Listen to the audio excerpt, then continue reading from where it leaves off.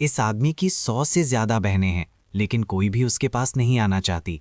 वो सब उससे नफरत करती हैं, उसे अपने घरों में घुसने नहीं देती, क्योंकि क्रिम्सन रोज क्लैन में सभी लाल रंग के हैं, जबकि वो अकेला काला है। अपने परिवार की नज़र में वो एक बदसूरत अजीब चीज़ है। सिर्फ उसकी रोच माँ ने उसे कभी नहीं छोड़ा। उसके बिना शायद वो अपना पहला मोल्टिंग भी सर्वाइव नहीं कर पाता।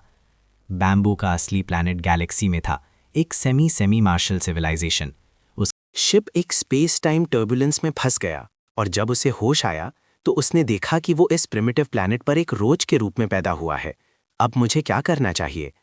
पेड़ के सबसे ऊपर एक पत्ते पर खड़ा होकर बैम्बो गहरी सोच में डूब जाता है। अपने इस कमजोर शरीर को देखते हुए वो अभी भी एक सब एडल्ट बनने से 6 स्टेज दूर है। उसकी ज्यादातर बहनें जो उसके साथ पैदा हुई थीं वो पहले से ही 7th इन स्टार पर हैं, जबकि उसने सिर्फ 3 मोल्टिंग पूरी की हैं और अभी भी कमजोर 4th इन स्टार पर है। बैम्बो को शक है कि उसकी इंसानी इंटेलिजेंस उसके दिमाग पर ज्यादा जोर डालती है, जिससे ग्रोथ और मोल्टिंग के लिए जरूरी सारे न्यूट्रिएंट्स खत्म हो जाते हैं। रोज की जेनेटिक मेमोरी के अनुसार उसे सर्दियां आने से पहले सब अडल्ट स्टेज तक पहुंचने के लिए कम से कम 9 मोल्टिंग पूरी करनी होंगी, वरना वो ठंड से बच नहीं पाएगा। बैम्बो एक गिरा हुआ पत्ता उठाता है। भले ही ये घटिया खाना है, लेकिन इससे ग्रोथ हो सकती है। रोच होने का एक ही फायदा है कि वो आसानी से नहीं मरते। यहाँ तक कि अगर उनके हाथ पैर कट जाएं तो वो अगले मोल्टिंग में वापस आ जाते हैं। लेकिन बैम्बो को पता चलता है कि उसके पास इंस्टेंट लिम्ब रीजेनरेशन है, क्योंकि वो पहले ही 5 बार अपनी टांगें तुड़वा चुका है। जैसे ही रात होती है, आसपास के रोचेस खाना ढूंढने निकल जाते हैं। यहाँ हजारों रोचेस रहते हैं और उन्हें खाना खाते वक्त एक ही समस्या का सामना करना पड़ता है। एनर्जी बहुत है, लेकिन प्रोटीन की कमी। उनकी इंटेलिजेंस बहुत कम है। वो सिर्फ जेनेटिक मेमोरी को फॉलो करते हैं, एनर्जी बर्न करने के लिए रेंगते रहते हैं और कीड़ों के अवशेष ढूंढते हैं जो उन्हें कभी नहीं मिलते। बैम्बो इस तरह अपनी मेहनत बर्बाद नहीं करता। वो ऊंची जगहों से ग्लाइड करके स्ट्रेटेजिकली एनर्जी बर्न करता है। रोचेस के पास झिल्लीदार पंख होते हैं, लेकिन ज्यादातर उड़ने में अच्छे नहीं होते या बिल्कुल भी नहीं उड़ सकते। बैम्बो ट्रेन करने का प्लान बनाता है ताकि वो फ्लाइट मास्टर कर सके। उसकी पहली टूटी हुई टांगें सभी फेल हुए फ्लाइट अटेम्प्ट्स का नतीजा थी। लिम्ब रीजेनरेशन में बहुत ज्यादा एनर्जी लगती है। बैम्बो एक सवाल का जवाब जानने के लिए लगा रहता है, क्या रोचेस इंसानों की तरह साइंटिफिक ट्रेनिंग से वॉरियर्स बन सकते हैं?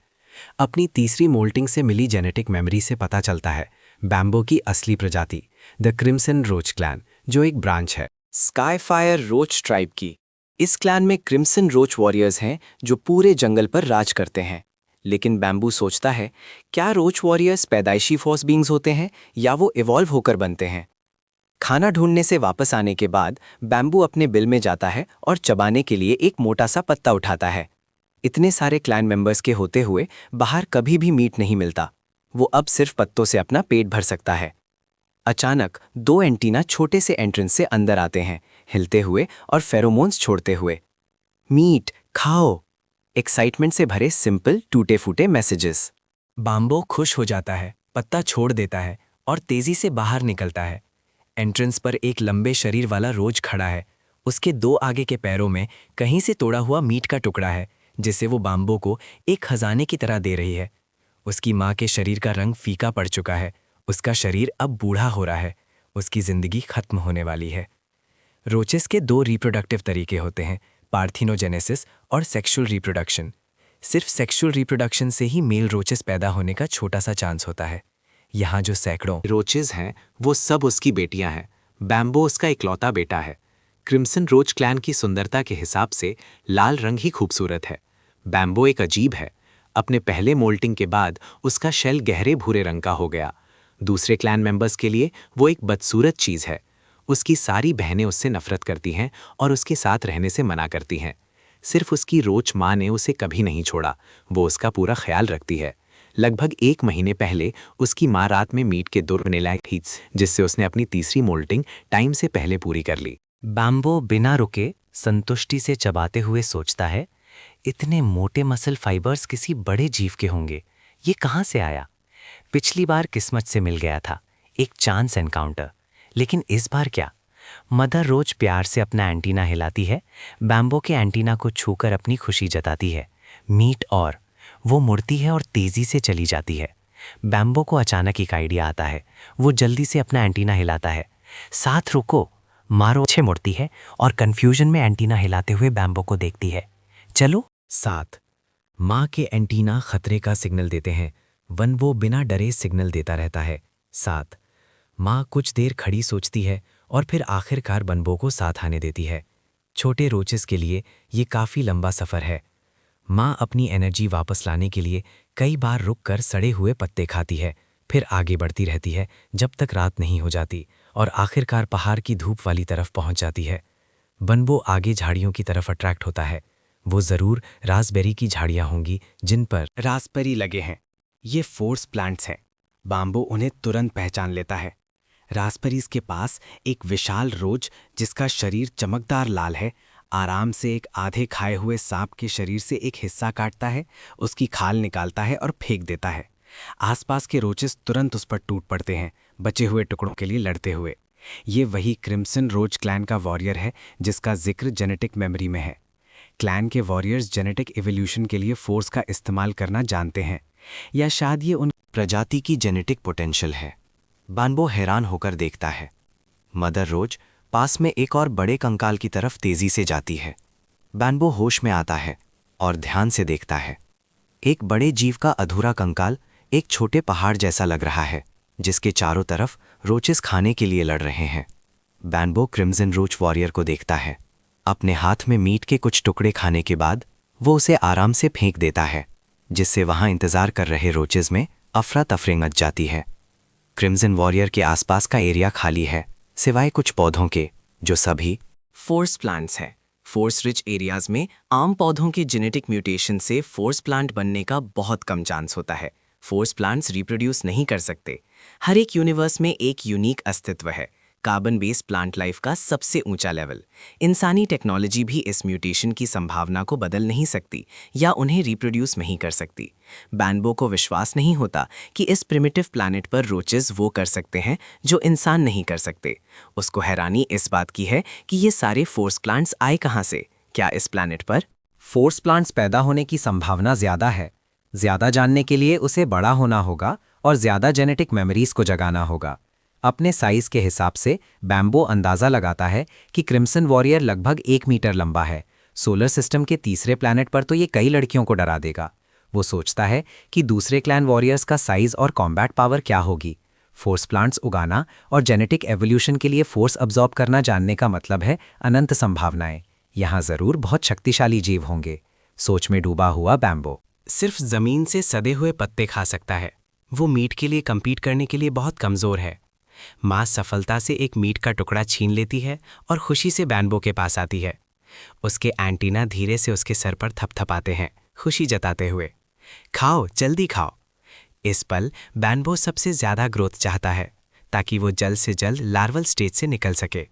सिर्फ सब अडल्ट्स के पास आने वाली सर्दियों में बचने का चांस है। सब अडल्ट्स यानी लार्वे जो पूरे अडल्ट बन चुके हैं। अगला स्टेप है क्रिम्सन रोच वॉरियर बनना, फोर्स एब्जॉर्ब करके। जेनेटिक एवोल्यूशन हासिल करना। बम्बो बिल्कुल नहीं झिझकता। मीट को पकड़कर खाने लगता है। उसे अपने न्यूट्रिशन को पूरा करने के लिए मीट की सख्त ज़रूरत है। ये देखकर माँ खुशी से अपने एंटीना से बम्बो के एंटीना को फिर से छूती है, फिर और खाने के लिए लड़ने चली जाती है। तभी एक फोर्स फ्रूट से ऑरेंज रोशनी निकलती है, उसके पकने का संकेत। क्रिम्सन वॉरियर ध्यान से उस फल को अपने तेज पंजों से काटता है, फिर झिझकते हुए उसे निगल जाता है। तुरंत उसका पूरा शरीर कांपने लगता है। उसके झिल्लीदार पंख खुशी से फड़फड़ाने लगते हैं और एंटेना खुशी से हिलने लगते हैं। उसके रिएक्शन को देखकर साफ लग रहा है कि ये उसने पहली बार फोर्स फ्रूट खाया है। जब बम्बो इंसान था, उसने एक बार फोर्स फ्रूट खाया था। वो उसके फ़ायदे और उससे भी ज़रूरी उसके खतरों को जानता है। फोर्स फ्रूट्स जीन्स को बदलने में बहुत एफिशिएंट होते हैं। जेनेटिक एवोल्यूशन के दौरान शरीर के लाखों सेल्स मर जाते हैं, एनर्जी खर्च होती है और मरे हुए सेल्स बाहर निकलते हैं, जबकि शरीर के नुकसान को ठीक करने के लिए सेल डिवीजन के लिए न्यूट्रिएंट्स की भी ज़रूरत होती है। क्रिम्सन वॉरियर भी खतरों से वाकिफ लगता है। वो हर अगले फल को आधा काटता है, उसे 2 हिस्सों में खाता है। माँ एक और मीट का टुकड़ा छीनकर वापस आती है, उसे जल्दी खाने को कहती है।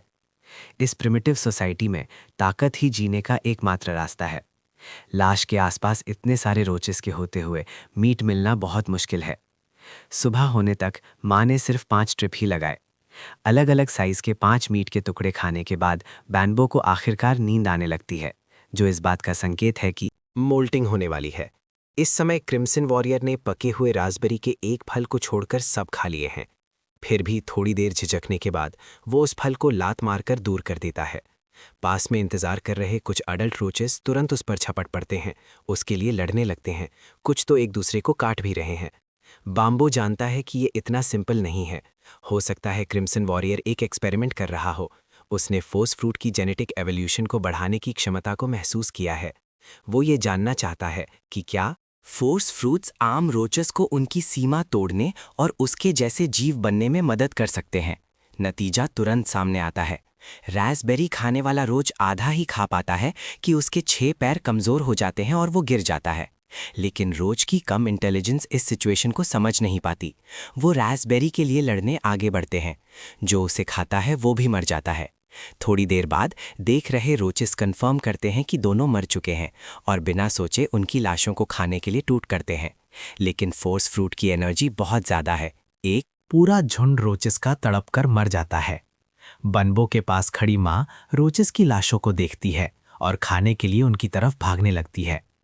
बनबो डर जाता है और उसे तुरंत रोकता है। तभी बनबो हैरान होकर देखता है कि उसकी माँ की पिछली टांग कहीं कट गई है। माँ के पास इंस्टेंट लिम्ब रीजेनरेशन नहीं है।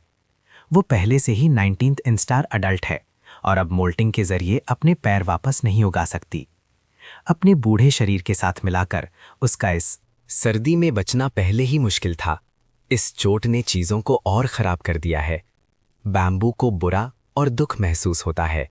वो चिंता के सिग्नल भेजते हुए अपने एंटेना हिलाता है। माँ तसल्ली देते हुए अपने एंटेना हिलाती है। मैं ठीक हूं, खाओ। माँ अभी भी जमीन पर पड़े रोचेस को लालचाई नजरों से देखती है। वो सिर्फ इतना जानती है कि मीट उसके बेटे को जल्दी बड़ा होने में मदद करेगा। ये सबसे शुद्ध, सबसे बुनियादी माँ का प्यार है, जिसमें कोई मिलावट नहीं। उसी समय माँ अचानक चौकन्ना हो जाती है, खतरे का सिग्नल देती है। बैम्बू अपने पीछे हुलचल महसूस करता है। रास्पबेरी की झाड़ियों के पास क्रिम्सन वॉरियर उड़ता है, फिर आसपास के रोचेस को भगा देता है। माँ घबराकर हैरान बैम्बो को पीछे खींचती है। क्रिम्सन वॉरियर तेजी से एक बड़ा गड्ढा खोदता है, सारे रोचेस को दफना देता है और उसे एक बड़े पत्थर से ढक देता है। एक्सपेरिमेंट फेल हो गया। उसका आगे जांच करने का कोई इरादा नहीं है और वो इतने सारे क्लैन मेंबर्स की मौत पर कोई दुख नहीं जताता। जैसे जैसे सूरज उगता है, माँ बैम्बू को याद दिलाती है कि उसे दिन में बिल में छिप जाना चाहिए ताकि वो पक्षियों का शिकार न बने। बैम्बू अभी भी माँ की चोट के लिए चिंतित है। यहाँ तक कि छोटे कीड़ों में भी असली इमोशंस होते हैं, तो एक इंसानी आत्मा में कितने होंगे। बैम्बो एक आखिरी कोशिश करने का फैसला करता है। वो माँ को उस पत्थर तक खींचता है जिसके नीचे रोचेस दफन है और जोर जोर से खोदने लगता है। माँ सोचती है कि बैम्बो रोचेस को निकालने की कोशिश कर रहा है और खुशी से खोदने में उसकी मदद करने लगती है। बैम्बो रोचेस के लिए नहीं खोद रहा, वो बस एक नया घर बनाने के लिए बिल खोदना चाहता है। उसका प्लान यहाँ लंबे समय तक रहने का है। बैम्बो को माँ से कम्युनिकेट करना बहुत थका देने वाला लगता है। उसे हर लगभग 10 बार दोहराना पड़ता है, तब जाकर वो समझती है और वैसा करती है। आखिरकार माँ को रुकने और आराम करने के लिए तैयार देखकर बम्बो पूछता है, भूख लगी है? माँ तुरंत जवाब देती है, भूख नहीं है। वो खुश है। अपने बेटे के साथ रहना ही उसे खुश कर देता है। बम्बो जल्दी से बिल से बाहर जाता है, आसपास ढूंढता है, एक सड़ा हुआ पत्ता काटता है और उसे अपने मुंह में दबाकर वापस आ जाता है। आधे दिन तक बिजी रहने और माँ को बार बार नीचे दबे रोचेस को ना खोदने की चेतावनी देने के बाद बम्बो आखिरकार शांति से सो जाता है। उसकी नींद में अजीब जेनेटिक ज्ञान उसकी आत्मा की मेमोरी में भर जाता है। हर तरह के खाने लायक चीजें और 18 मोलिंग्स, जंगल में जीने के तरीके जो प्रजाति के जीन्स में लिखे हैं।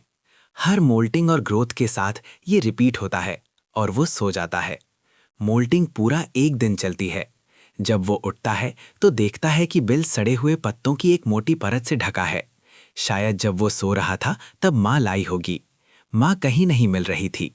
उसका सिर्फ बम्बो ही एक अविकसित बेटा नहीं है, उसकी लगभग 100 बेटियां हैं जो लार्वल हैं, स्टेज में है, जिनको देखभाल की जरूरत है। बैम्बू लाचार होकर आह भरता है।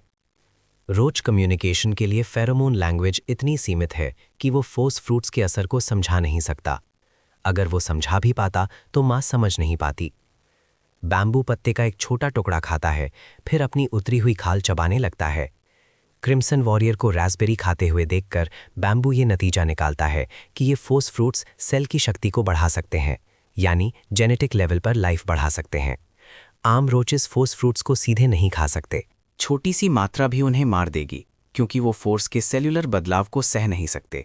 हालांकि फोर्स फ्रूट्स के पकने के बाद बिना किसी खास प्रिजर्वेशन के उनके अंदर की फोर्स धीरे धीरे खत्म हो जाती है।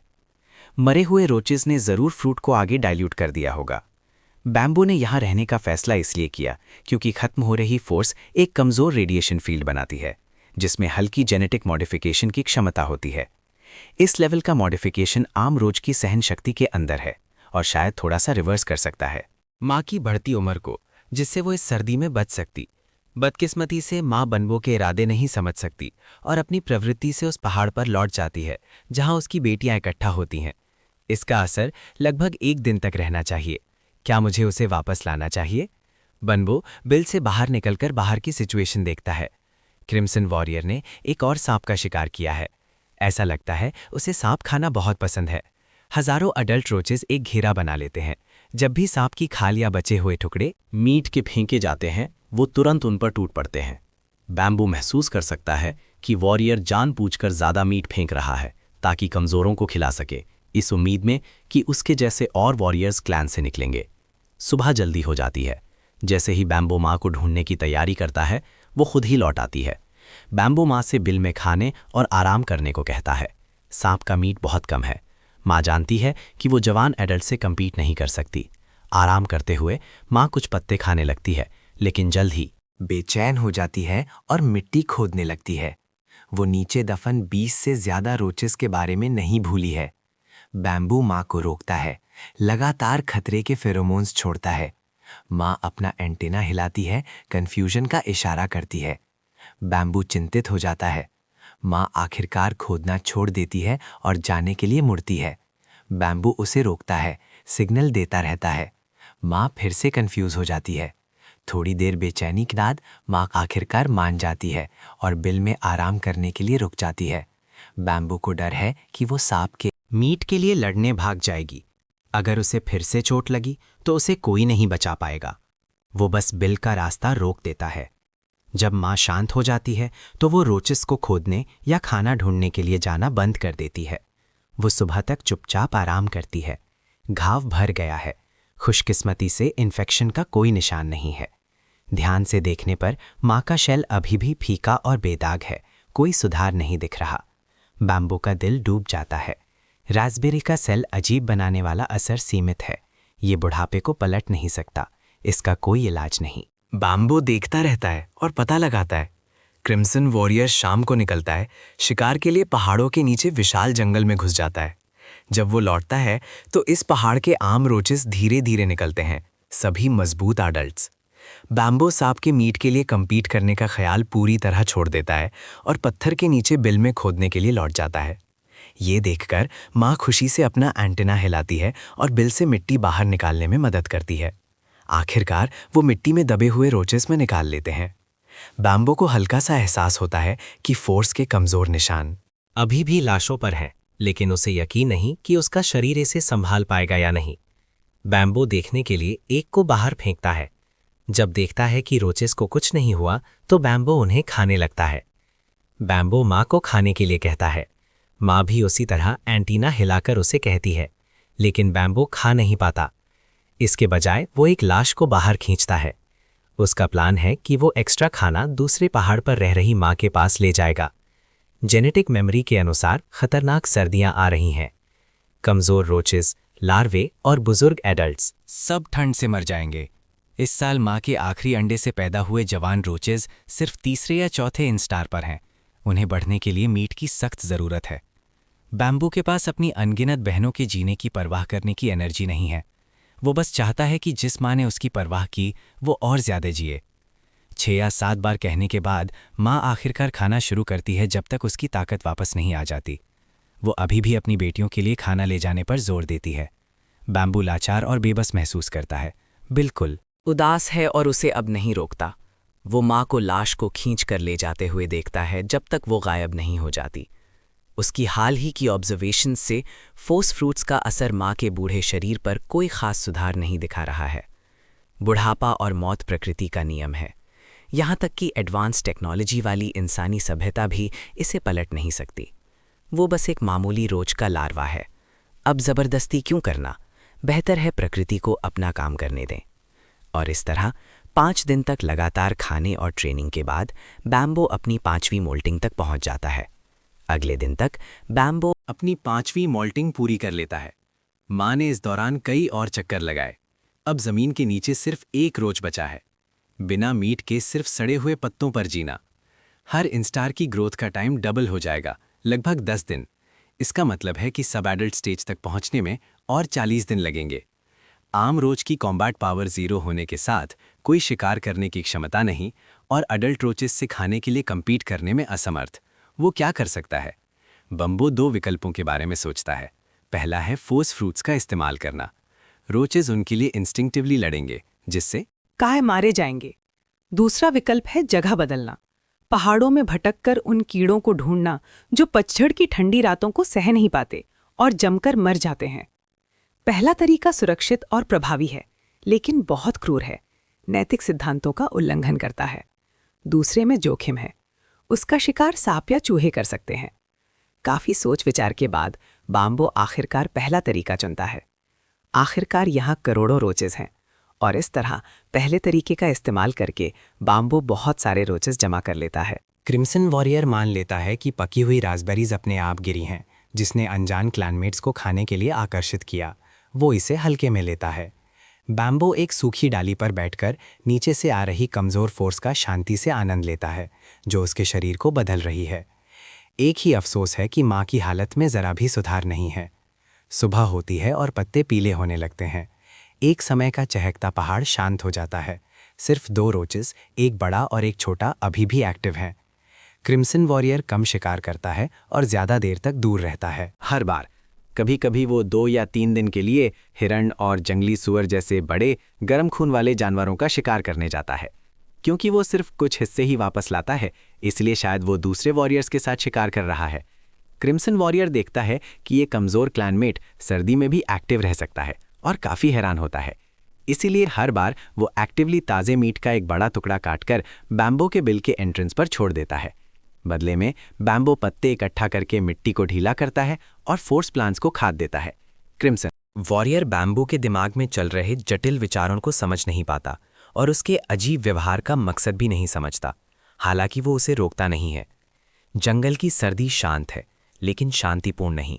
मौत लगातार होती रहती है। माँ गायब हो चुकी है।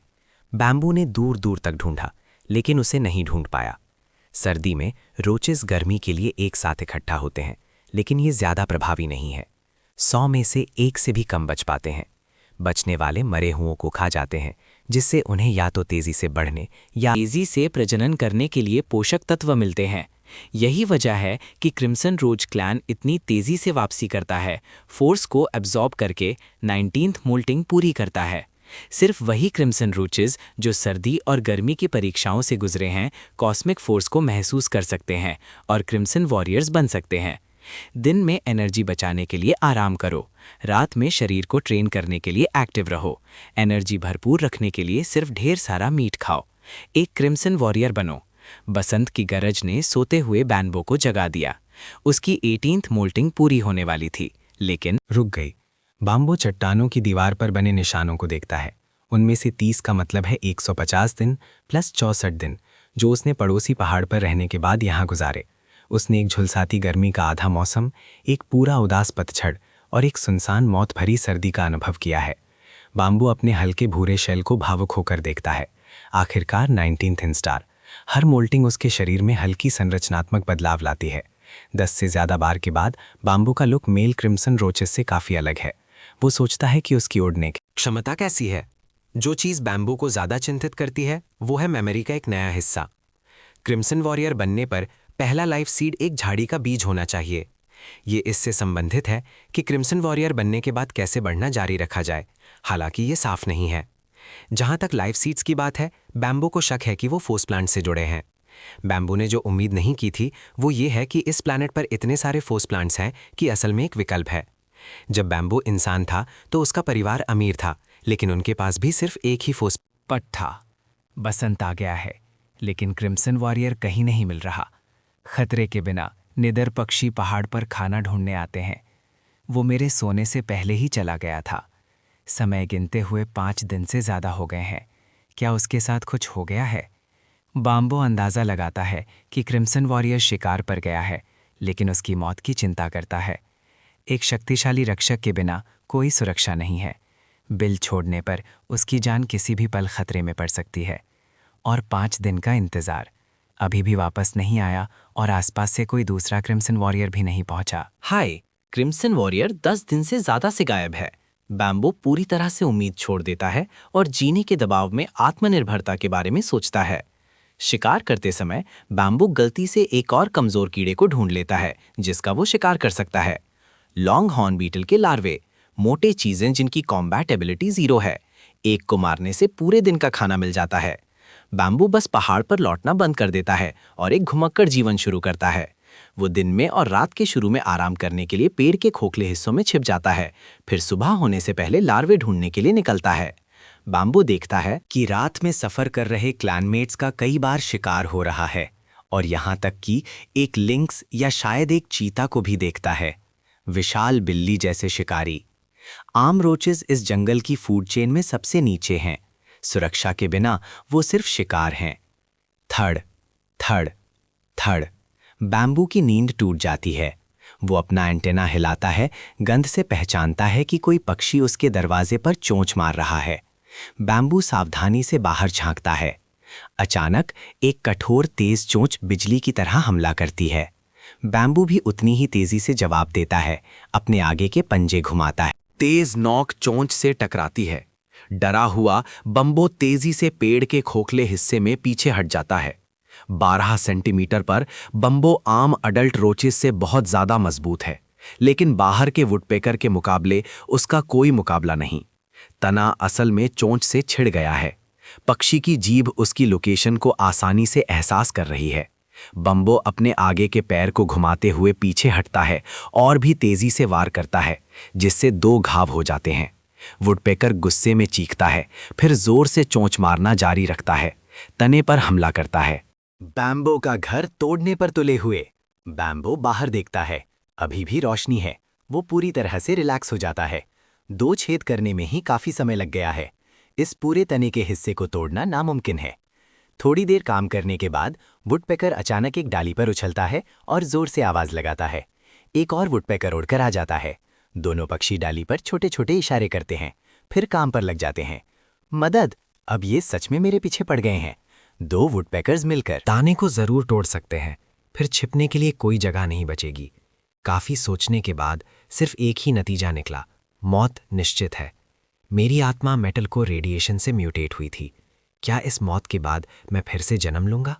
अगर हाँ, तो मैं उम्मीद करता हूं कि अगली बार मैं एक मजबूत जीव बनूं। मैंने एक लोच के लार्वे से एडल्ट बनने तक इतनी मेहनत की है। हाल ही में मैं फोर्स के अस्तित्व को हल्का सा महसूस कर सकता हूं। मुझमें नींद में विकास के लक्षण दिख रहे हैं। मैं फूड चेन के सबसे ऊपर एक फोर्स बीइंग बनने वाला हूं। फिर भी मैं इस नाजुक मोड़ पर फेल हो जाऊंगा। बैम्बू मरने से पहले एक वुडपेकर को अंधा करने का प्लान बनाता है। अचानक पेड़ के घोंसले के बाहर एक वुडपेकर की चीख सुनाई देती है। चोंच मारना अचानक रुक जाता है। छेद से झांकने पर उसे एक भूरे और काले रंग का धारीदार चीलके वाला शरीर धीरे से गुजर रहा है। बैम्बू सावधानी से पेड़ के घोंसले से बाहर निकलता है, जल्दी से आसपास देखता है, फिर तेजी से पीछे हट जाता है। वुडपेकर्स का कोई निशान नहीं है और ना ही पता कि अजगर कहाँ गया। एक जानलेवा संकट बस ऐसे ही टल गया। पहाड़ पर रहने वाले रोचेस कई शिकारियों को आकर्षित करते हैं। उसे इस खतरनाक जगह से दूर जाना ही होगा। बैम्बो एक ऊंचे पेड़ पर चढ़ता है और ऊपर से देखता है। ये जगह पहाड़ से काफी दूर है, बस दूर से एक हल्की नीली छाया दिख रही है। इस बार उसे एक सच में सुरक्षित ठिकाना ढूंढना होगा। अपनी खोज के दौरान बैम्बू को एक और बेहतर ठिकाना मिलता है, जंगल में खड़ा एक विशाल काला पत्थर।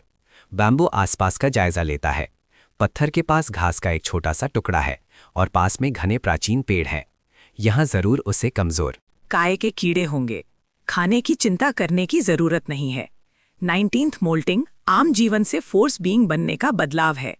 नींद शायद बहुत लंबी होगी। बैम्बू को अपनी नींद के दौरान पूरी सुरक्षा सुनिश्चित करनी होगी।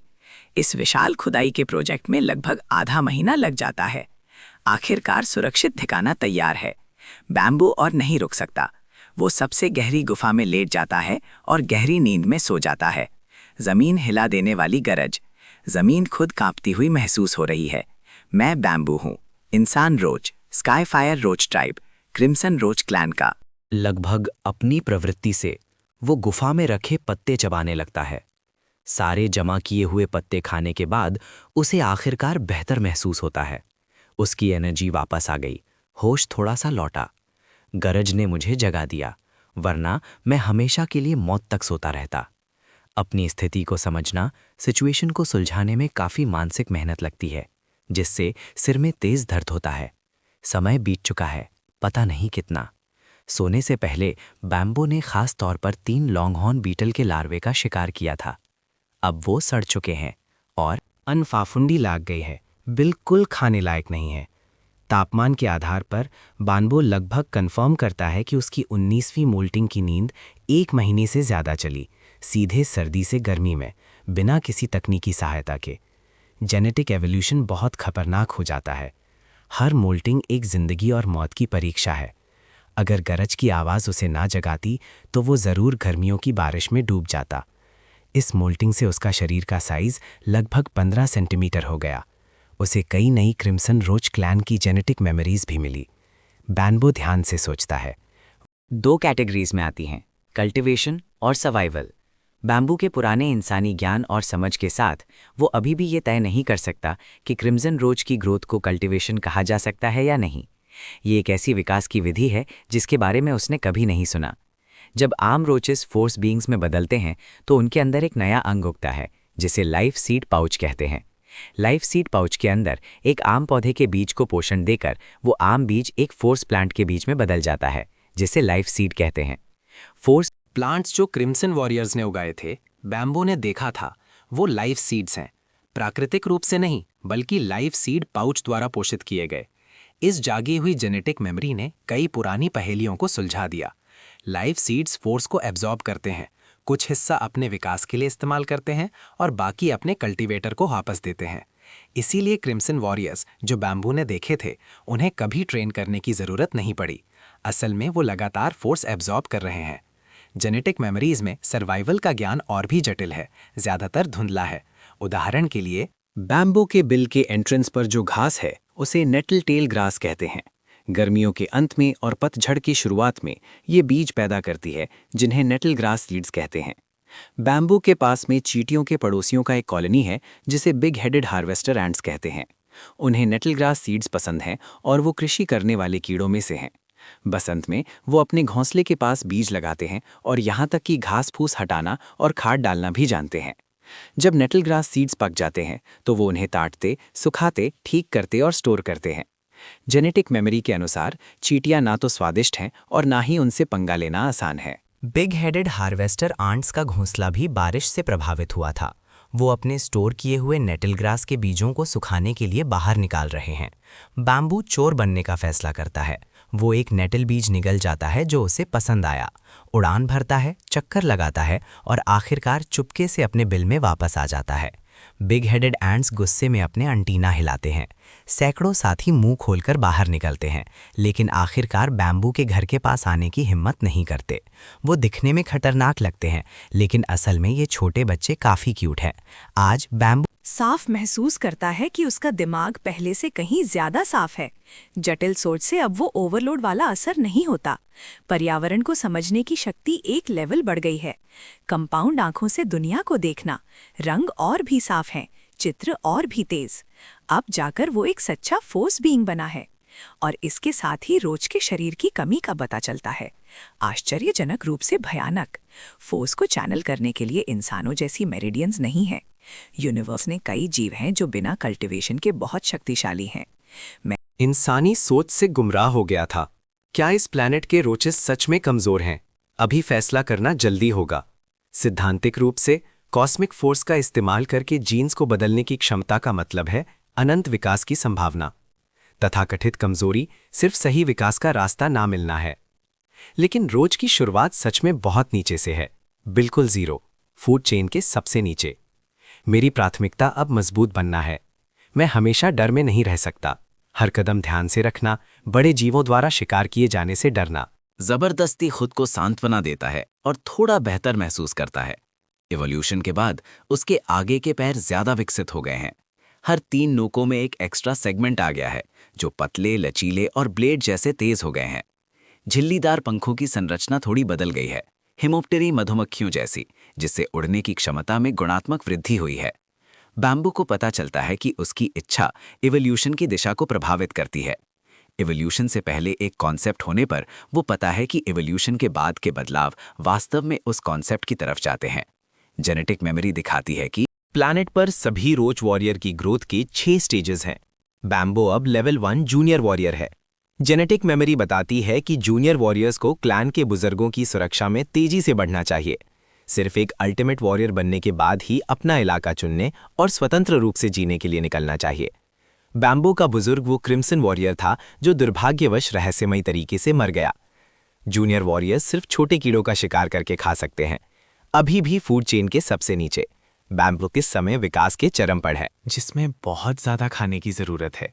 अभी अभी वो जो उठाकर लाया था उसे ख़त्म करने के बाद ही भूख फिर से लगने लगती है। जैसे ही बैम्बो खाना ढूंढने के लिए बाहर जाने के बारे में सोचता है, एक बड़ा हरा कीड़ा नेटल ग्रास के पत्ते पर बैठकर आराम से कोमल घास के पत्ते चबा रहा है। जेनेटिक मेमोरी के अनुसार ये कीड़ा एक सॉडहॉर्न लोकस्ट निम्फ है जिसमें कोई कॉम्बैटिबिलिटी नहीं है, हालांकि उसके बचने के स्किल्स फर्स्ट रेट हैं।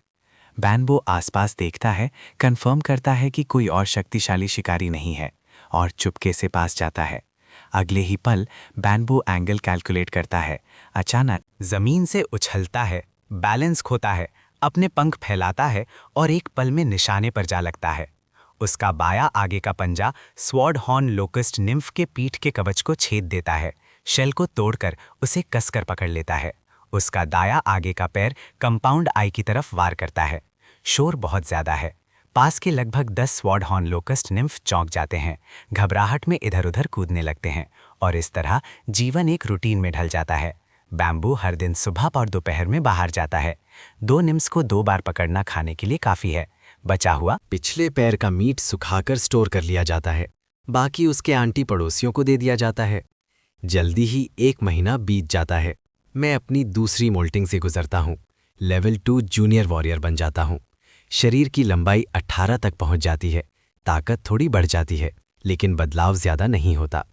अभी भी 7 और ऐसे एवोल्यूशनरी एडवांसमेंट्स बाकी हैं। सिर्फ अल्टीमेट वॉरियर बनने पर ही दूसरा गुणात्मक लीप आएगा। बिल के एंट्रेंस पर चेक करने पर दोपहर हो चुकी है। गर्म हवा के झोंके, हवा कांप रही है। ज्यादातर जानवर इस मौसम को बर्दाश्त नहीं कर पाते और छिपे रहते हैं। सिर्फ मेहनती बिग हेडेड हार्वेस्टर एंड्स झुलसती धूप में अपने काम में लगे रहते हैं। बम्बो और कई छोटे फूलों वाले सांपों के भारी शिकार के कारण जो स्वॉर्ड हॉर्न लोकस्ट निम्स को खा रहे थे, चींटियों को इस साल बम्पर फसल मिली है। मेरा पहला लाइफ सीड इंक्यूबेट हो चुका है। क्या मुझे इसे लगा देना चाहिए? छोड़ो, गलत मौसम है। आखिरकार ये एक फोर्स सीड है। अगर गर्मी से मर गया तो बुरा लगेगा, लेकिन अगले लाइफ सीड के लिए मुझे कौन सा बीज चुनना चाहिए? बम्बो सोच विचार करने लगता है। वो मजबूत टांगों वाले निम्स का शिकार करने निकलता है। एंट्रेंस पर बैठकर खाते हुए सोचता है। नदी के किनारे 1 दर्जन से ज्यादा शहतूत के पेड़ हैं, खास तौर पर व्हाइट जेड मलबेरी। शहतूत स्वादिष्ट होते हैं और शहतूत के बीज इतने छोटे होते हैं कि लाइफ सीड पाउच में फिट हो सकते हैं। लेकिन शहतूत के बीजों को लगाने के बाद पकने और फल देने में कम से कम 3 साल लगते हैं। पास के जंगल में एक दुर्लभ सनलिट एवरग्रीन का पेड़ है, उसमें भी धीरे धीरे बढ़ने की समस्या है।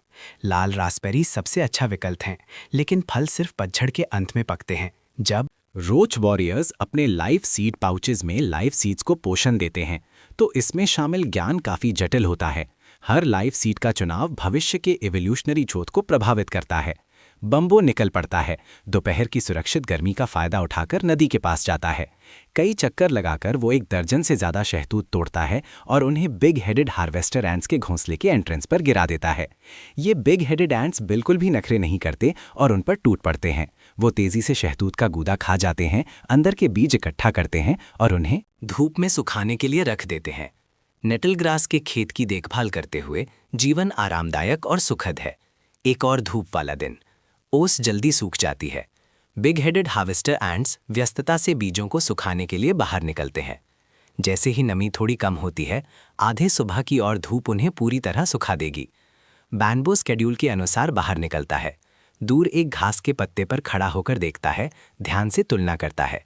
उसका प्लान है कि वो सबसे अच्छी क्वालिटी के 3-3 वाइट जेड मलबरी और सनलिट फ्रूट के बीज अपने स्टोरेज चेंबर के लिए चुनेगा। उसका ध्यान एक चमकते हुए सुनहरे रंग की तरफ खिंच जाता है। आकार से ये एक नेटल घास का बीज है। साधारण बीज सूखने पर हल्के भूरे रंग के होते हैं। ये निश्चित रूप से एक म्यूटेटेड नेटल बीज है, एक फोर्स प्लांट का बीज। क्या ये मेरी किस्मत है या ये प्लैनेट इतना फोर्स रिच है कि पौधों में म्यूटेशन ज़्यादा आम है? उसके उत्साह में उसकी आत्मा में एक धुंधली सी जेनेटिक मेमोरी सामने आती है, जिसमें एक शब्द है God granted seed. Genetic memory में गॉड ग्रांटेड सीड्स के लिए 2 कल्टीवेशन के तरीके रिकॉर्ड हैं। पहला है सीधा लगाना। परिणामी फोर्स प्लांट ऐसे बीज या फल पैदा करता है जिनको खाने पर अनिश्चित विशेष शक्तियां मिलती हैं। दूसरा है लाइफ सीड पाउच से पोषण देना, जिससे जातीय क्षमताओं को गॉड ग्रांटेड बीज में डालने का चांस होता है, जिससे एक बेहद हाई क्वालिटी वाला लाइफ सीड बनता है। इसका नुकसान ये है कि इसमें भारी कॉस्मिक फोर्स खर्च होती है और व्यक्तिगत विकास में देरी होती है। बैम्बू 2 सेकंड के लिए झिझकता है, फिर उड़ान भरता है, नीचे डाइव लगाता है और गॉड ग्रांटेड बीज को एक ही झटके में निगल जाता है। अपने लाइफ सीड पाउच को एक्टिवेट करके उसे लपेट लेता है। इस हरकत से बीज की रक्षा कर रहे बिग हेडेड हार्वेस्टर एंट्स तुरंत गुस्सा हो जाते हैं, जो मरने मारने पर उतारू लगते हैं। परेशानी से बचने के लिए बैम्बो जल्दी से कुछ पेड़ के बीज चुनता है और उड़ जाता है। कंजूस जीव, मैंने कल तुम्हारे लिए वो फल तोड़े थे। बैम्बू अपने प्रवेश द्वार पर खड़ा है, अपने एंटेना हिलाता हुआ धमकी भरे फेरोमोन्स छोड़ता है। परेशानी खड़ी करने आ रहे बिग हेडेड हार्वेस्टर एंट के सैनिक तुरंत झिझक जाते हैं, आगे बढ़ने की हिम्मत नहीं करते। दोनों तरफ कुछ देर तक टकराव बना रहता है, फिर चींटियों का झुंड पीछे हट जाता है। वो सिर्फ दुश्मनी रखते हैं, एहसान कभी नहीं मानते। इन्हें इंटेलिजेंट जीव नहीं कहा जा सकता, यहाँ तक कि लो लेवल इंटेलिजेंस भी नहीं। बैम्बू पूरा दिन देखता रहता है और पता लगाता है कि नेटल ग्रास की टहनियों पर तेज धूप का कोई असर नहीं होता। इसके विपरीत वो भरपूर धूप में तेजी से बढ़ते हैं। ध्यान से सोचने के बाद वो निष्कर्ष निकालता है कि नेटल घास गर्मी से नहीं डरती। मिट्टी में दबे मजबूत जड़ तंत्र टहनियों को स्वस्थ विकास के लिए पर्याप्त पानी प्रदान कर सकते हैं। ऐसे में वो अपना पहला लाइफ सीड लगाने पर विचार कर सकता है। लगाने के 2 दिन बाद एक कोमल नया अंकुर मिट्टी से बाहर निकलता है। उनके बीच जुड़ाव और साझे भाग्य की एक बहुत कमजोर लेकिन अद्भुत अनुभूति बनती है। बैम्बू पत्थर लाकर लाइफ सीड के पौधे के चारों ओर एक बाध बनाता है, ताकि उसकी हर समय सॉडहॉर्न लोकस निम्फ्स जैसे शाकाहारी कीड़ों से रक्षा कर सके। किस्मत से एक और तूफानी बारिश आती है। सिंचाई के लिए भरपूर बारिश के साथ अंकुर सफलतापूर्वक 3 पत्तियां विकसित कर लेता है। जंगल के गर्मियों की वर्षा पैटर्न के अनुसार कई दिनों का सूखा आने वाला है। सतह की मिट्टी की नमी झुलसाती धूप से जल्दी सूख जाएगी। बैम्बू पहले से तैयारी करता है। हर सुबह पत्तियां से ओस इकट्ठा करने के लिए एक खोखला पौधे का तना ढूंढता है। पानी देने के लिए जैसे जैसे घास का पौधा बढ़ता है, वो अद्भुत जुड़ाव की अनुभूति धीरे धीरे साफ होती जाती है। एक तूफान के बाद बैम्बू सावधानी से उसे खोदकर अपने बिल के प्रवेश द्वार पर लगा देता है। ट्रांसप्लांट सफल होता है। पौधा और भी तेजी से बढ़ता है, मजबूत जड़तंत्र वाली दूसरी फसल की आम नेटल घास से भी तेज। पत्तियां आम नेटल घास से थोड़ी अलग हैं, नसें बैंगनी काली, मोटी और सख्त हैं। समय बीतता जाता है। 1 महीने के बाद बैम्बू में फिर से मोल्टिंग के लक्षण दिखने लगते हैं। उसे नींद आने लगती है। भयानक सूखे का मौसम। पानी दिए बिना अविकसित नेटल घास का लाइफ सीड गर्मी से मर सकता है, और वो घिनौने सॉडहॉर्न लोकस्ट निम्फ्स, अगर जल्दी शिकार न किया गया तो वो लाइफ सीड को पूरी तरह खा जाएंगे। बैम्बू को पक्का विश्वास है कि सूखे से बचने और उन भूखे सॉडहॉर्न लोकस्ट निम्फ्स से आगे निकलने से स्थिति सुधर जाएगी। नींद एक श्राप की तरह है, लगातार बढ़ती जा रही है। बैम्बू जिद से अपने शरीर के विकास चक्र का अपनी इच्छा शक्ति से विरोध करता है। 20 दिन बिना बारिश के, ये सिर्फ सूखा मौसम नहीं बल्कि पूरी तरह से सूखे की आपदा है। कई हरे भरे ऊंचे जंगल के पेड़ों के पत्ते पीले होने लगते हैं। नदी के किनारे की घास सब सूख जाती है, तालाब सूख जाते हैं। पास में बसा हुआ छोटा फूलों वाला सांप गायब हो गया है, शायद गर्मी से मर गया या फिर आपदा से बचने के लिए कहीं और चला गया। बैम्बू को जल्दबाजी में नेटल घास का लाइफ सीड लगाने का कुछ अफसोस होता है।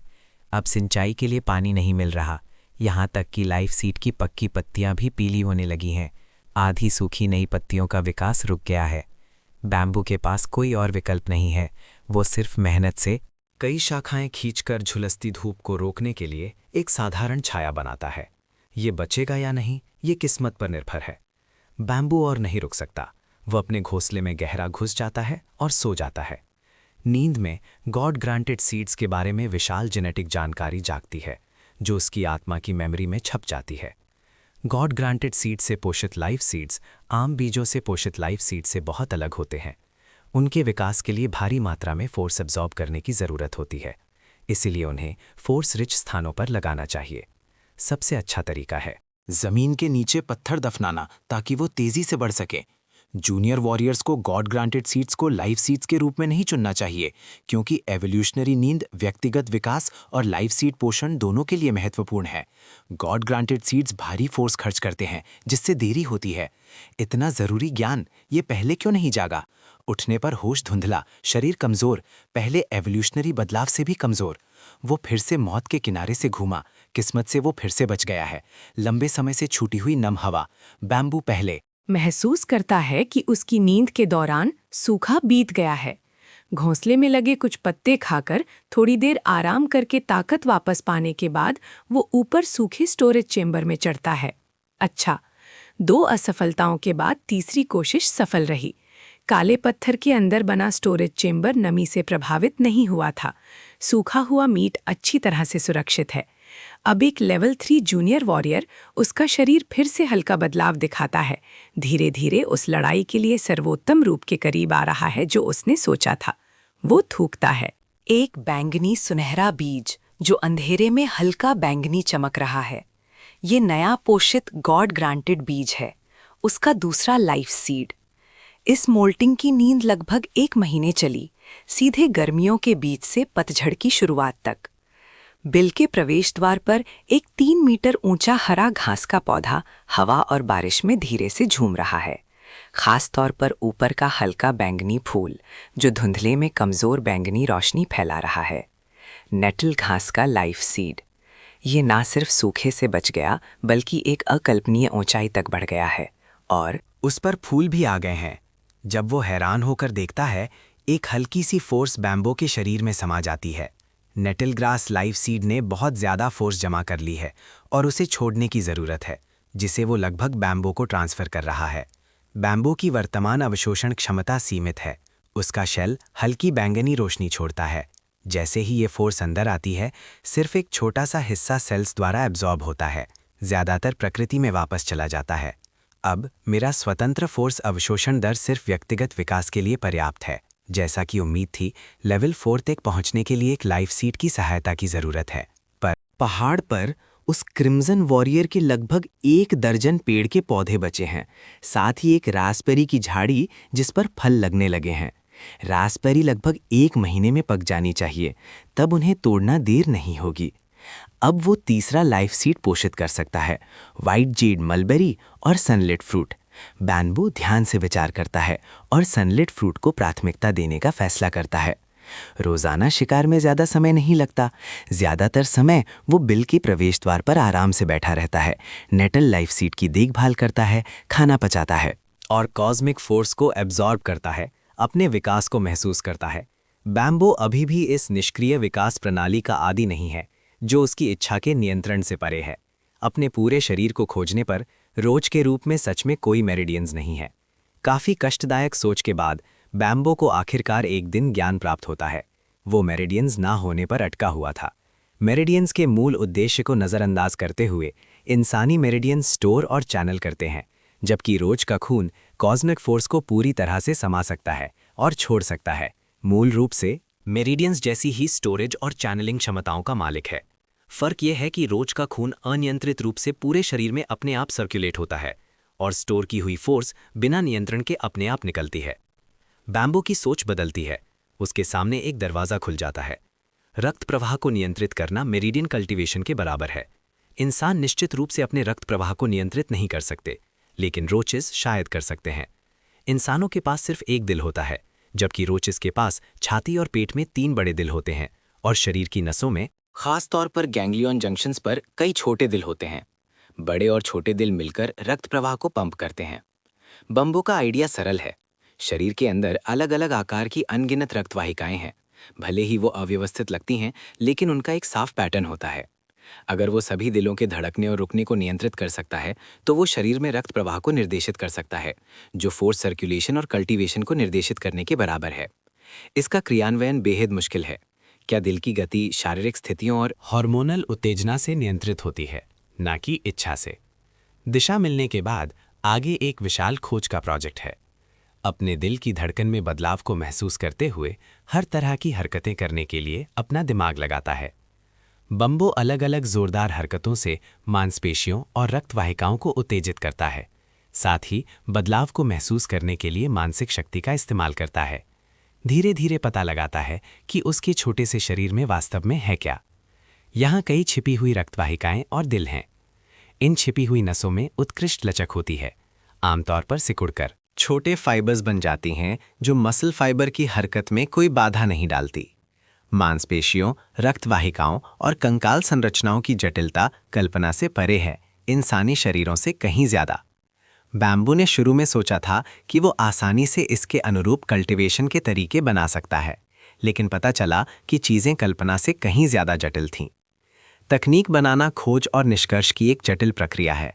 रूपक के तौर पर कहें तो जिससे वो बेस 3 की गणना समझ रहा था, वो छिपी हुई नसों और दिलों की खोज के साथ बेस 6 बन गया। इंसानी समाज में कंप्यूटर प्रोग्राम्स भारी समय बचा सकते थे। समस्या ये है कि वो एक आदिम ग्रह पर है, जहां जीरो टेक्नोलॉजी है, बिल्कुल अकेला, बिना कागज या कलम के। बम्बो पत्थर के अंदर गहराई में एक समर्पित रिसर्च चेंबर खोदना शुरू करता है। ऊपरी सतह को चिकना करता है और सबसे आदिम तरीके से जानकारी रिकॉर्ड करता है, पत्थर पर खोदकर। 9 रोज के चित्र, सामने का, पीछे का और साइड क्रॉस सेक्शंस, सावधानी से अपने खुद के कवच, गांठों, मांसपेशियों और सबसे महत्वपूर्ण रक्तवाहिका और दिल के वितरण को दर्शाते हुए। इसके बावजूद सतह घने अक्षरों से भर जाती है। कम महत्वपूर्ण हिस्सों को रेखाओं से चिन्हित किया गया है, जो स्ट्रक्चरल एटलस नाम के हशिये में लिखे नोट्स की ओर ले जाती हैं। इस काम में बैम्बो को आधे महीने से ज्यादा लग जाता है। तीव्र शारीरिक गतिविधि और मानसिक अतिश्रम से भारी खपत होती है, जिससे अधिक भोजन की मांग होती है। दुर्भाग्यवश कहीं से एक एम्बर सर्पेंट आ जाता है और नदी के किनारे अपना घर बना लेता है। जेनेटिक मेमोरी दिखाती है कि वयस्क एम्बर सर्पेंट्स जंगल पर हावी विशाल जानवर होते हैं, फूड चेन के शीर्ष शिकारी, जिनके शिकार के लिए वरिष्ठ क्लान के योद्धाओं की जरूरत होती है। ये एक किशोर एम्बर सर्पेंट है, लगभग 5 मीटर लंबा। बैम्बो के लिए पहले से ही एक अपराजय विशाल जानवर। बैम्बो सिर्फ लाचारी से देख सकता है कि कैसे उसके शिकार का शिकार हो रहा है। अनिश्चित कि क्या सांप उसे निशाना बना सकता है। रात में शिकार करने की हिम्मत भी नहीं करता। वो सोचता है कि वो बस सह लेगा, लेकिन वो जीव अपना इलाका बढ़ाना शुरू कर देता है। जंगल के पास मोलों, गिलहरियों, खरगोशों, पक्षियों और अन्य छोटे जानवरों का शिकार करता है। एम्बर सर्पेंट नेटल घास के लाइफ सीड को भी देख लेता है, फोर्स से आकर्षित होकर।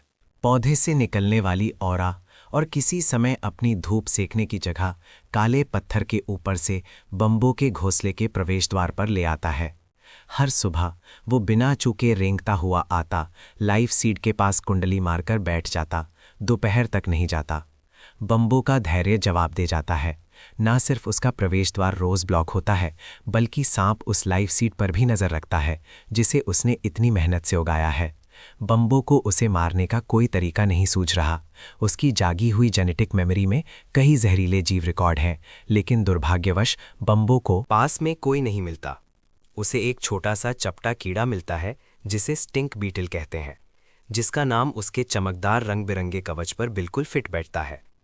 जंगल में चमकदार रंग का मतलब आमतौर पर घातक विषाक्तता होता है, शिकारियों के लिए एक चेतावनी। कीड़ों के संवेदी अंग इस गैस को रिजेक्ट नहीं करते, कुछ भी महसूस नहीं करते, लेकिन सांपों, चूहे और पक्षियों के सूंघने वाले अंगों के लिए ये एक असहनीय गंधी और घातक बदबू है। वो स्टिंग बीटल से दूर रहते हैं, उनसे बचने के लिए बेताब।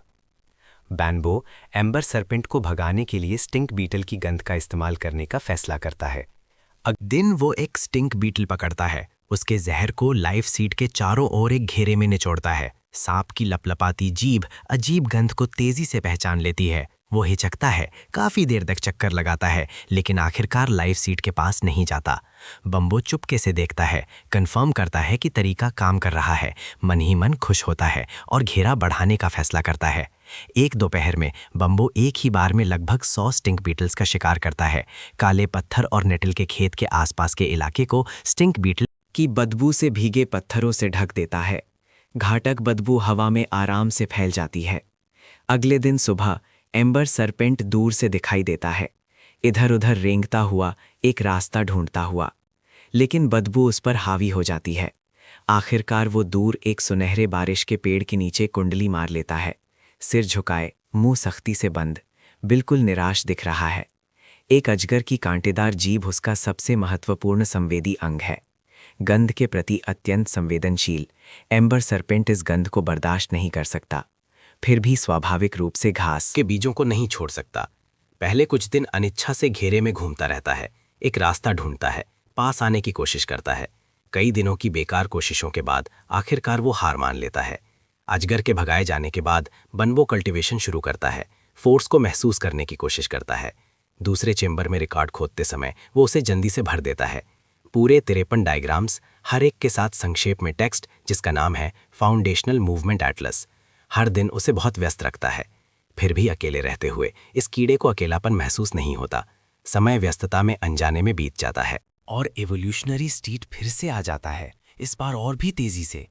सिर्फ 2 दिन की नींद के बाद वो रुक नहीं पाता और गहरी नींद में सो जाता है। फोर्स फ्रूट खाने वाले मजबूत पक्षी और जानवरों के फाइटर्स में विकसित होने की संभावना ज्यादा होती है। अक्सर उनके पास कीड़े फाइटर से कहीं ज्यादा लड़ाई की शक्ति होती है। अगर किसी के इलाके में जानवर फाइटर्स पाए जाते हैं तो उन्हें तुरंत खत्म कर देना चाहिए, वरना वो गंभीर आपदा लाएंगे। लाइफ सीड के फल पकने के मौसम में पक्षी और जानवर चोरी करने आ सकते हैं। दया ना दिखाओ, वरना वो तुम्हारा फल लूट लेंगे और क्लैन के प्रभुत्व के लिए खतरा बन जाएंगे। जीन्स में लिखा ज्ञान एवोल्यूशनरी ट्रांसफॉर्मेशन के दौरान ट्रिगर हो जाता है। टूटा फूटा, अव्यवस्थित, धुंधला। इस जागरण से वो पहले से बेहतर स्थिति में है, कोई स्पष्ट कमजोरी नहीं। खाने और ताकत हासिल करने के बाद वो जल्दी से एनर्जेटिक हो जाता है। बाहर जाकर चेक करने पर पहले से ही सुबह हो चुकी है। एम्बर सर्पेंट अपनी चालों से हार नहीं मान रहा। प्रवेश द्वार पर फिर से कुंडली मारे हुए हैं, निकलने का रास्ता रोके हुए, सावधानी से इधर उधर झांक रहा है। लाइफ सीड के नेटल घास के बीज हल्के बैंगनी रंग के हैं, अभी तक पके नहीं हैं। दोपहर में एम्बर सरपेंट रेंग कर चला जाता है। बैम्बू बड़े पैमाने पर स्टिंग बीटल्स का शिकार करता है। उनकी बदबू वाली ग्रंथियों का इस्तेमाल करके रक्षा घेरे को फिर से बनाता और मजबूत करता है। लाइफ सीड के घास के बीज रात में हल्के बैंगनी से बैंगनी काले रंग की चमक में बदल जाते हैं, एक संकेत है कि बीज पकने वाले हैं। एम्बर सरपेंट साफ तौर पर बीजों की आने वाली स्थिति का अंदाजा लगा सकता है। बार बार पास में घूम रहा है, हमला करने के लिए तैयार। जब नेटल घास के बीज पक जाएंगे तो स्टिंग बीटल की बदबू की बाधा बेकार हो जाएगी और वो निश्चित रूप से उन्हें चुराने के लिए लापरवाही से दौड़ेगा। बैम्बू इस बात से परेशान है। अगर उसे पता होता कि ये मुसीबत आने वाली है तो वो जल्दी में नेटल लाइफ सीड नहीं लगाता। काफी सोच विचार के बाद वो 3 समाधान निकालता है। पहला, बीजों को पूरी तरह पकने से पहले ही काट लेना। दूसरा, नेटल बीजों के पकने का इंतजार करना और एम्बर सर्पेंट को उन्हें खाते हुए देखना। एक अविकसित एम्बर सर्पेंट फोर्स फ्रूट खाने से ज्यादातर अचानक मर जाएगा या कम संभावना है गहरी नींद में सो जाएगा और एक फोर्स बीइंग में विकसित हो जाएगा। तीसरा, बैम्बो बहादुरी से एम्बर सरपेंट से लड़ने के लिए आगे बढ़ता है, खासकर जबकि हाल ही की ट्रेनिंग के नतीजे दिख रहे हैं, जिससे उसे जीतने का कुछ मौका मिलता है। हालांकि बैम्बो इसे पहले ही खारिज कर देता है। वो कई दिनों तक पहले और दूसरे तरीकों के बीच उलझा रहता है, आखिरकार दूसरे को चुनता है। लाइफ सीड्स एक तक सीमित नहीं है, जल्दी करने की ज़रूरत नहीं है। इस साल की फसल बर्बाद हो गई, अगले साल और लाइफ सीड्स लगाने को मिलेंगे। एम्बर सरपेंट मजबूत होता जा रहा है, भविष्य की शांति के लिए उसे जल्दी ही खत्म करना होगा। रणनीति पर आने के एक दिन बाद स्पाइक पर सबसे नीचे वाला बीज रात में चमकना बंद कर देता है, जो पूर्ण परिपक्वता का संकेत है। एम्बर सर्पेंट बेपरवाही से बैंबो के प्रवेश द्वार पर कुंडली मार लेता है, लंबे समय तक रुकने के लिए तैयार, पके हुए बीजों को खाने की जल्दी नहीं। एक दिन बाद 3 और पक जाते हैं, फिर भी सांप अभी भी नहीं काट रहा। साफ है वो इंतजार कर रहा है, सभी बीजों के पकने का इंतजार कर रहा है ताकि उन्हें पूरा निगल सके। जैसा कि जेनेटिक मेमोरी में वर्णन है, एम्बर सर्पेंट्स अत्यधिक लालची जानवर होते हैं। जितना ज्यादा वो खाता है उतनी ही बुरी तरह से मरता है। बैंबो बुरी तरह से कोसता है। अचानक रात में एक भूरा काला रूप अचानक बाहर निकलता है, बिना चेतावनी के एम्बर सरपेंट पर हमला करता है। अचानक हुई इस लड़ाई ने चुपके से देख रहे बानबो को भी चौंका दिया। जेनेटिक मेमोरी से एक शैडो हंटर बानबो अचानक हमला करने वाले को पहचान लेता है। लड़ाई पूरी तरह से एक तरफ झुक जाती है। छोटे शरीर वाला शैडो हंटर अपनी पीठ झुकाता है, पूंछ खड़ी करता है, भयानक इरादा दिखाता है। बिजली की तेजी से चलते हुए उसके पंजे लगातार एम्बर सरपेंट पर खूनी खरोच छोड़ रहे हैं। एम्बर सरपेंट एक खेरे में कुंडली मार लेता है, सर अंदर किए हुए, एक सैंडबैग की तरह मार खा रहा है। ऐसा नहीं है कि वो जवाब नहीं देना चाहता, दुश्मन बहुत तेज है, निशाना लगाना नामुमकिन है। शैडो हंटर अपना पूरा कॉम्बो पूरा करता है, शायद थोड़ा थक गया है, एक सुरक्षित जगह पर पीछे हट जाता है, पूरी तरह से खरोचे हुए एम्बर सर्पेंट को सतर्कता से देखता है। एम्बर सर्पेंट अपना सर अंदर रखे हुए हैं, स्थिर, जीने के कोई संकेत नहीं दिखा रहा। शैडो हंटर आराम करने की हिम्मत नहीं करता, थोड़ी देर आराम करता है, फिर एम्बर सर्पेंट के चारों ओर चक्कर लगाने लगता है, शायद घातक कमजोर स्थानों की तलाश में। शैडो हंटर एक अनुभवी शिकारी है जो चालों को जानता है, इसीलिए वो अचानक रुक जाता है और अपनी रणनीति बदलता है। धीरे धीरे एम्बर सरपेंट के चारों ओर चक्कर लगाता है। 10 से ज्यादा चक्कर लगाने के बाद जब देखता है कि दुश्मन कभी अपना सिर नहीं दिखाता, तो वो अचानक आगे लपकता है, बाहर निकली हुई पूंछ को काट लेता है। कुंडली मारे हुए एम्बर सरपेंट अचानक अपना सिर बाहर निकलता है, उसका पूरा शरीर एक छोड़े गए तीर की तरह सीधा हो जाता है, जबड़े शैडो हंटर की तरफ खुले हुए। शैडो हंटर का तना हुआ शरीर विस्फोटक रूप से उछलता है, ऊंचा कूदता है, मुड़ता है। जानलेवा हमले से बचने के लिए साथ ही अपने पंजे चलाता है। सांप के महत्वपूर्ण 7 इंच गर्दन के पॉइंट पर वार करने की कोशिश करता है। दुर्भाग्यवश ये थोड़ा धीमा है, कनेक्ट नहीं कर पाता। इस शैडो हंटर के हमले में पूरी ताकत इस्तेमाल होती है। अजगर के पेट पर 3 गहरी खून बहती हुई खरोच छोड़ जाती है। बैंबो हैरानी से देखता है तो प्राकृतिक जीवों की आधी लड़ाई इतनी शानदार हो सकती है। एम्बर सर्पेंट जल्दी से अपने शरीर को कुंडली मार लेता है, एक रक्षात्मक मुद्रा में। शैडो हंटर एम्बर सर्पेंट के चारों ओर चक्कर लगाता रहता है, हमला करने की कोई जल्दी नहीं। उसका धैर्य तोड़ रहा है। एम्बर सर्पेंट कसकर कुंडली मारे रहता है, अपना सिर दिखाने से मना करता है। बनबो देखता है कि एम्बर सर्पेंट की फटी हुई खाल से निकलने वाला खून जल्दी सूख जाता है। मजबूत औषधि अनुमानतः सभी ठंडे खून वाले जीवों की एक मानक क्षमता है। शैडो हंटर के पास ये नहीं है। 10 से ज्यादा चक्कर लगाने के बाद वो फिर से उकसाने से खुद को रोक नहीं पाता। वही चाल इस्तेमाल करते हुए वो अचानक आगे लपकता है, एम्बर सर्पेंट की बाहर निकली हुई पूंछ पर काटता है। इस बार एम्बर सर्पेंट तैयार है। जिस पल उसकी पूंछ काटी जाती है वो जोर से पीछे खींचता है, जैसे मछली पकड़ रहा हो। शैडो हंटर को अपनी तरफ खींचता है, साथ ही वो अपना सिर ऊंचा उठाता है, जबड़े चौड़े खुले, तैयार, स्थिर, लेकिन तुरंत हमला नहीं करता। शैडो हंटर बैलेंस बिगड़ने पर घबराहट में उछलता है। हवा में उछलने के पल में एम्बर सर्पेंट का उठा हुआ सिर उस पर लॉक हो जाता है, फिर बिजली की तरह हमला करता है। शैडो हंटर को जकड़ लेता है, उसका शरीर तेजी से एक कुचलने वाली कुंडली में सिकुड़ने लगता है। अपने घोंसले के प्रवेश द्वार पर छिपा देखता हुआ बैंबो भारी बल से टूटी हड्डियों की कड़क कड़क की आवाज हल्की सी सुन सकता है। लड़ाई खत्म होती है। एम्बर सर्पेंट शैडो हंटर को निगलने में थोड़ा संघर्ष करता है। उसका पेट सूज जाता है। एक मध्यम आकार का स्तनपाई न सिर्फ लड़ाई की चोटों से ठीक होता है, बल्कि पर्याप्त विकास पोषक तत्व भी प्रदान करता है। हालांकि इस खतरनाक लड़ाई में जीत उसे लापरवाह बना देती है। सूजा हुआ पेट उसके शरीर को कुंडली मारने से रोकता है। वो सिर्फ सीधा लेट सकता है, हरकतें सुस्त हो जाती हैं। ये दृश्य देखकर बैंबो का दिल खुशी से खिल उठता है। मैंटिस टिड्डी का शिकार करता है, पीछे के खिलाड़ी से अनजान। बैम्बो काले पत्थर के चारों ओर घूमता है। एम्बर सर्पेंट फिर पीछे से आता है, चुपके से पास आता है, फिर अचानक उड़ान भरता है। 3 इंच के महत्वपूर्ण गर्दन के पॉइंट पर उतरता है। सभी 6 पैर बल लगाते हैं, 4 पिछले पैर मजबूती से पकड़े हुए, 2 तेज नोक वाले अगले पैर क्षैतिज रूप से काट रहे हैं। एम्बर सर्पेंट दर्द से तड़पता है, झटके मार रहा है और जोर से लुढ़क रहा है, लेकिन सूजा हुआ पेट उसकी हरकतों में गंभीर रूप से बाधा डालता है। एम्बर सर्पेंट तेजी से कमजोर हो जाता है, इस बार थका देने वाले संघर्ष से नहीं, बल्कि अत्यधिक खून बहने से घातक कमजोरी से। मरने को तैयार नहीं, वो अपने तालाब के शरण स्थल की ओर रेंगने लगता है। उसकी पूंछ स्वाभाविक रूप से इधर उधर हिलती है, जबड़े 180 डिग्री खुले हुए, जैसे कि हमलावर को जीने नहीं देना चाहता हो। सावधानी से दूरी पर बैठा लंबा इंतजार करता है, कन्फर्म करता है कि वो पूरी तरह से मर चुका है। तभी वो अजगर को प्रोसेस करने के लिए पास जाता है। आने वाले भविष्य के लिए भोजन सुरक्षित हो गया है।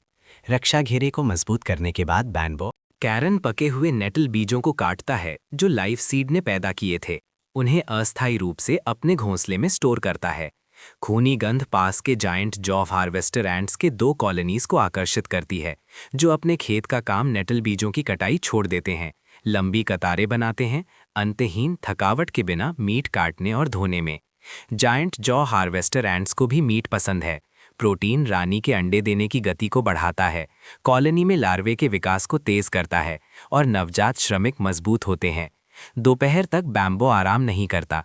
पेट भर और संतुष्ट होकर वो टेस्ट करने के लिए एक घास का बीज निकालता है, उसे खाने के फोर्स प्रभाव का अनुभव करता है। ये वास्तव में सेल्यूलर गतिविधि को बढ़ाता है। हालांकि उसने पहले जो रास्पबेरी फ्रूट ट्राई किया था उससे काफ़ी अलग है। रास्पबेरी फ्रूट सेल्यूलर जीवंतता को बढ़ाता है। नेटल ग्रास बीजों में भी ये प्रभाव होता है, लेकिन इसके अतिरिक्त सेल्यूलर प्रसार दर को भी बढ़ाता है। बैम्बो को एक घास का बीज पचाने में लगभग आधा दिन लगता है, जिस दौरान उसे पोषण और ऊर्जा की पूर्ति के लिए बार बार खाना पड़ता है। वो रोजाना 2 घास के बीज खा सकता है, ज्यादा और उसका शरीर संभाल नहीं सकता।